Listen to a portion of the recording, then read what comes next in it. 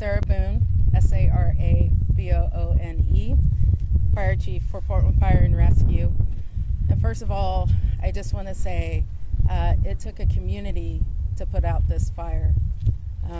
It was a tremendous effort on the part of the firefighters and also the effort of our mutual aid partners and mutual agencies.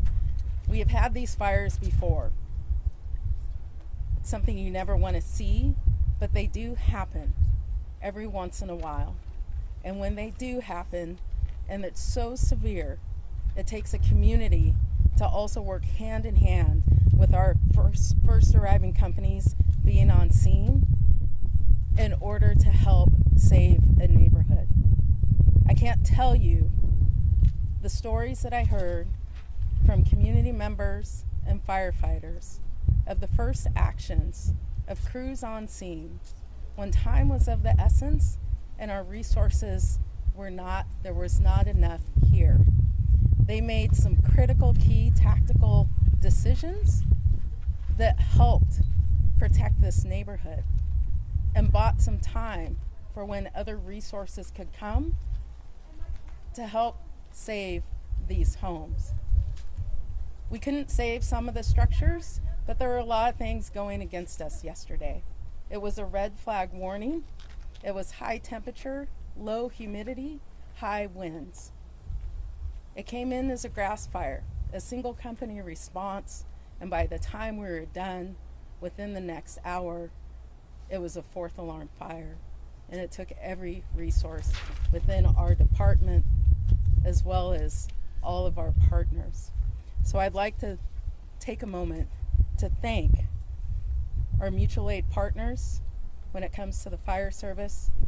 Portland Fire could not do this alone. The magnitude was too huge.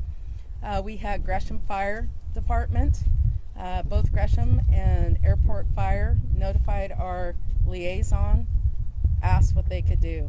They were going to send resources. So not only did they send resources to backfill our stations, but they also sent resources to the fire scene as well. I'd like to thank Tualatin Valley Fire and Rescue again, because the city and emergencies don't stop when a large incident happens. They also staffed our stations while the majority of our resources were at this fire. Lake Oswego Fire Department as well as Vancouver Fire Department. So all our mutual aid partners helped protect the rest of the city as our firefighters were protecting this neighborhood. To our municipal agencies, firefighters can't do this alone. Obviously, this took a great volume of water. We went defensive in order to protect the neighborhoods, and we had to write off buildings. It's not something we like to do, but when we're behind the 8 ball, it's something we have to do. And I do want to say this, out of all the stuff that people saw yesterday and all the potential that could have happened, the fact that firefighters and community members put their lives in harm's way to save a neighborhood, and we did not lose one life, and we did not have one injury. That is extraordinary. Thank you. Like I said, we can't do this alone. The Bureau of Emergency Communications, they were working just as hard. The dispatchers taking in information from call takers, also filling requests from the incident commander and resources on scene. I want to thank BOEC as well as the Portland Police Bureau. Again, we will see this time and time again when our resources are not on scene soon enough, but the magnitude is so severe that people have to take initial actions, and they take a risk benefit to decide, am I going to put my life in harm's way? This is what Portland Police did yesterday when we didn't have enough people to go and evacuate the houses next to this fire as well as the neighborhood. They don't have the same protection as structural firefighters do, but they made the decisions, the officers that first arrived and went door to door and started getting people out of the neighborhood and away from harm's and out of harm's way. So I'd like to thank Portland Police and the officers in their initial actions that also helped save lives yesterday. The Portland Water Bureau, like I said, this was a large fire. It started off as a grass fire, spread to a brush fire, turned into 4 acres and a wildland fire, and then became a commercial fire with multiple houses on fire. We needed water. We went defensive, and we needed volume. The Water Bureau stepped up, got their operators here, worked with the incident command, and also helped us as far as surround this structure and prevent houses from burning. I'd like to thank Portland Bureau of Emergency Management, their on-duty officer. We sent out a SENS notification, relayed that information to do an evacuation, an initial evacuation of the area. They also had NET on standby in case we needed to do further evacuations downwind more than a half mile. Pacific Power and Light, one of the dangers when you have fire, obviously, are the power lines overhead. It's, again, in extreme situations, we need to cut the power in order to make the area safer for firefighters so the lines are not energized and they can drop and harm us.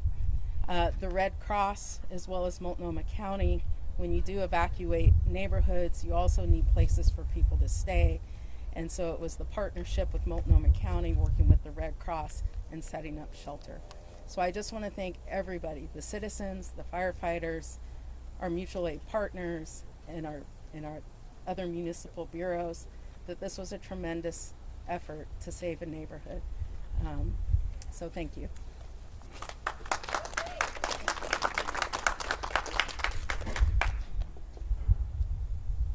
So one of the really difficult things to describe yesterday was the totality of damage, where the most severe damage was done. And so we brought this graphic. Hopefully it'll work for us today, not taking into consideration that the wind is going to make it a little difficult. You just tilt it just a little. Yeah, there we go. Excellent. So what you can see here is kind of the major landmarks. Here you can see Madison High School. You can see what used to be a little driving range, which is that burn zone. Below here are the townhouses on Russell. And I want to just give you guys an accurate description of how much damage we had yesterday and where the worst of it was.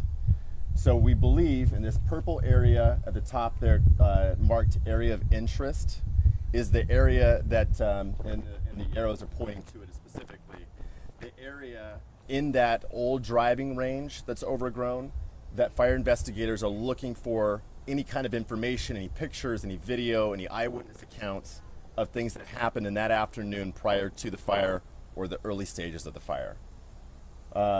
This area then you see in the black and white stripes, the red and white stripes, that is the brush that this time of year we knew was going to be dry. We knew that was going to be a dangerous, one of the dangerous areas in the city. That's the stuff with low moisture that especially travels quick with the high winds that we had yesterday. And what we had yesterday was just a combination of a lot of really difficult conditions that pushed that fire towards these townhouses that you see marked in red and yellow, and then also the car lot and the boxing gym, which is just behind us. About that area of interest and the information we're looking for, I'd like to invite up Lieutenant Jason Anderson of our investigations unit to talk about what the status of the investigation is and what information it is that they're looking for. Lieutenant Anderson. As Lieutenant Chapman stated, I'm Lieutenant Jason Anderson with the Fire Investigations Unit. Since the time of dispatch yesterday, the Fire Investigations Unit with Portland Fire and Rescue, in cooperation with the Bureau of Alcohol, Tobacco, and Firearms, began the investigation into this incident. At this point, we are comfortable with releasing that we believe, more likely than not, this was an intentionally set fire, and that we'd like to direct all tips related to this incident to the Crime Stoppers of Oregon. Specifically, what we're looking for with regards to the information is we're still in the data collection phase. We've been working pretty much with an all-hands-on-deck operation since this incident began. At this point, we've collected a lot of witness statements. We've done our scene examination and our scene processing. But again, what we're looking for right now is we'd like to get information specifically regarding to where that burn zone was indicated on the map. mainly specifically within that driving range area. We'd like to get any types of video that people have with the early set of the fire, anybody that may have been a witness, to please come forward and identify themselves and allow us the opportunity to conduct an interview with them. They can do that through the 823 info line directly to the Portland Fire and Rescue, or if they have information directly related to how the fire started, they can do that through Crime Stoppers of Oregon. Thank you.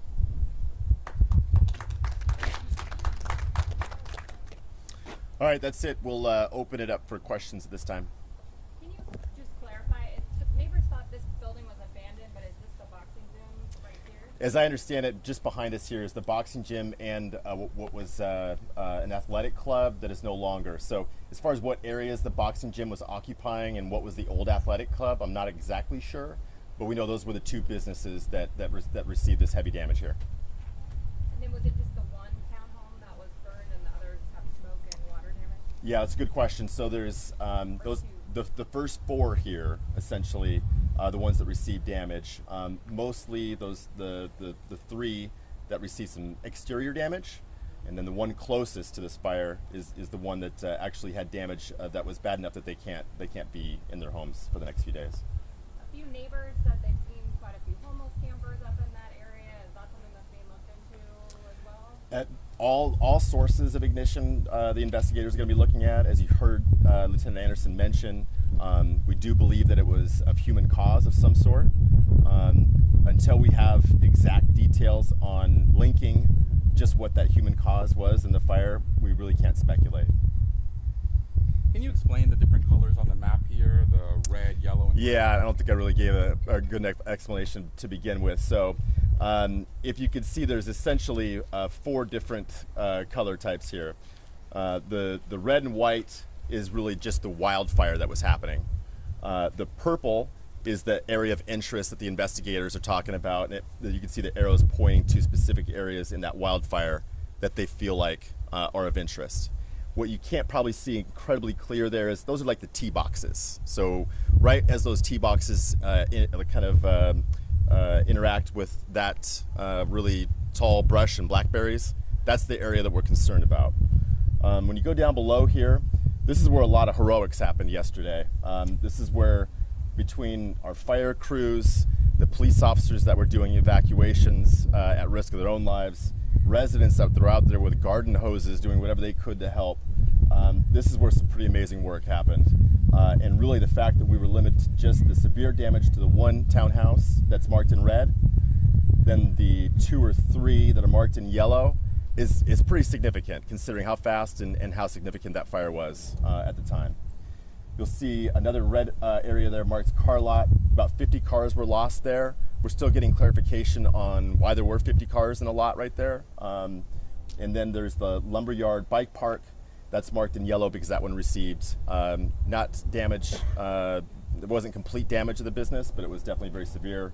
And then you'll see the boxing gym is marked out in red, and that there shows the pretty significant damage that was done to the structure behind me.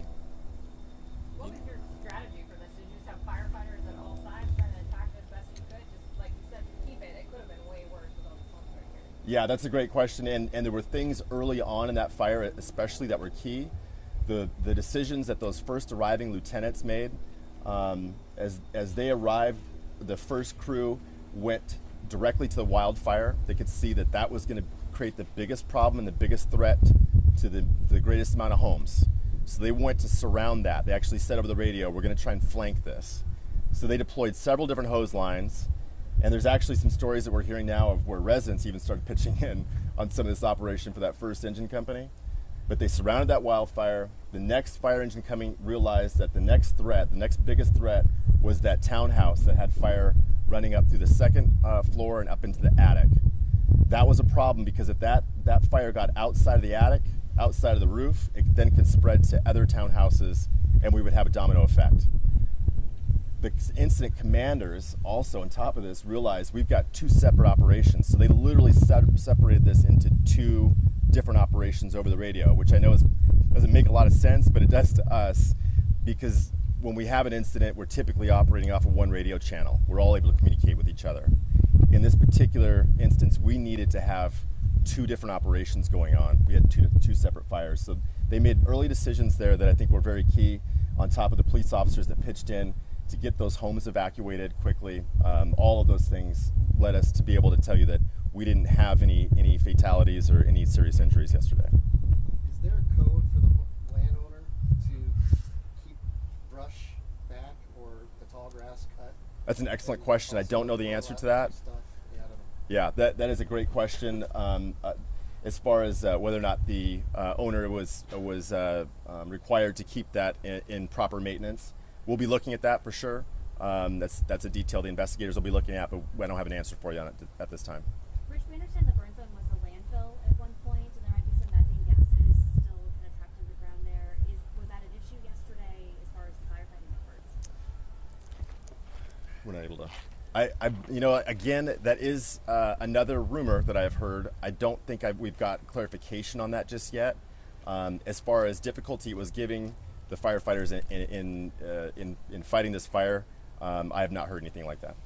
Can you hear Lieutenant Anderson talking about why you say you believe it's intentionally set? Does that mean it's suspicious? I can tell you that. Do you want to, Tom? Or do you want me to cover that? Up to you. I think it's pretty safe to say, I'm going to protect him on this one. It's pretty safe to say that the details as to what leads them to that is something that they really need to protect. They're taking a lot of different witness testimony. They're going through a lot of different evidence to secure the validity of any future evidence, any future testimony that we get. They do have to keep that information under wraps. How many firefighters and emergency responders responded to the scene yesterday? We had about 40 units, and we estimate about roughly 120 firefighters in total. And that was with the help of other departments, as Chief Boone brought up, the airport and Gresham. How do we do on response times? Response times. That's another good question. I don't have that information for you at this time, but I'll definitely get that to you.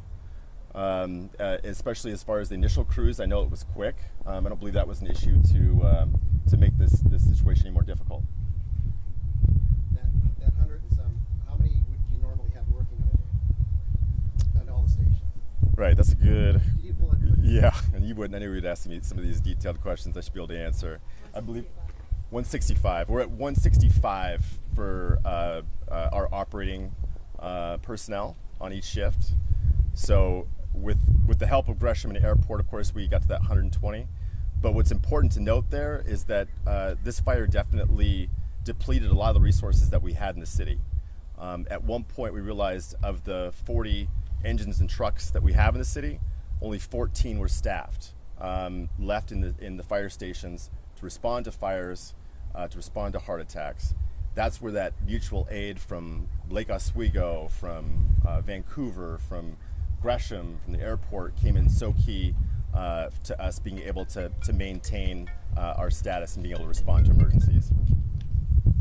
It looks like the boxing gym is still smoldering. Is that just one spot, the only place that you guys are still looking, or are there other areas that are still smoking? Are you talking about for the investigation or just for making sure this fire's out? Making sure that a fire doesn't restart. Yeah, so you'll see we've got an engine crew behind you and a brush unit on the other side of the building, and they're doing just that. They're monitoring for hot spots. We expect to find stuff like this. That fire burned for a long time. It got really hot. It had a lot of fuel to work with, and it's wind driven. So this wind is another very complicating factor even at this stage of the fire. Are there other areas that are smoking just besides that one part over there that you know of? Most likely. But like I said, we've got crews with hose lines out there right now searching for all the hot spots. I know this question might be a little outside of the Fire Bureau, but I was wondering if anyone can talk to what resources are available for the people whose homes were affected by the fire. Want to talk about that? Okay. I'm going to invite up Alice Bush from Multnomah County to talk about that. Bring up the Red Cross as well. So Multnomah County Human Services and Emergency Management and several of our other departments activated for this incident to make sure that our community members were taken care of. We also worked in cooperation with the Red Cross to open what's called a Disaster Resource Center. We've particularly named it that so that people understand they can come there for any kind of resources, not just sheltering, but for needs with transportation, We opened until, how long were we open last night? We were open till midnight. We were open until midnight, and at this point, if people use the phone number for reporting, that would be a good way to get a hold of us to make sure that we're taking care of any needs that weren't addressed last night. Multnomah County put someone up in a hotel last night who was experiencing asthma and needed somewhere outside of the smoke area, and we had, how many folks ended up at the? 2 households. 2 households ended up using the resource center last night. Oh, the resource center? Just 1. Okay. Okay. 2 households are being taken care of, and assisted. 1 used the resource center. Correct. Any other questions? That resource center is a physical place people can come to. Yes, and so the a disaster resource center is immediately, it's where we gather county resources to figure out whether or not we need to open a resource center. And when we arrived on scene yesterday, it was pretty clear that the fire wasn't going to go out immediately. So we open resource centers, and sometimes a resource center is just the perimeter where we're providing information for the community and making sure we're getting things translated into the languages that people speak and addressing any transportation needs that they have. Last night we did make the decision to open a physical location for the resource center where people could go outside of the smoke. Where is that? It was at the Manna House on 92nd and Fremont, and it closed at midnight. Closed last at midnight. night. Yeah. Those resource centers stay open for the duration of need, and because we only had a couple of people show up to that resource center, we did close it at midnight. I have another question for the Fire Bureau. Excellent. At this point, do you know how long you guys, any estimate as to how long you guys will remain here on the scene? That's a good question. It really depends on the investigation. Will be a big part of that. How quick they can actually sift through this evidence and then get stuff moved out with tractors and bigger, heavier equipment. It's too early for us to make that estimate at this point. One more question. Mhm. The boxing gym, that was abandoned, right? Or was it an occupied business? As I understand, the boxing gym was an occupied business. There was an athletic club here also that was not operating.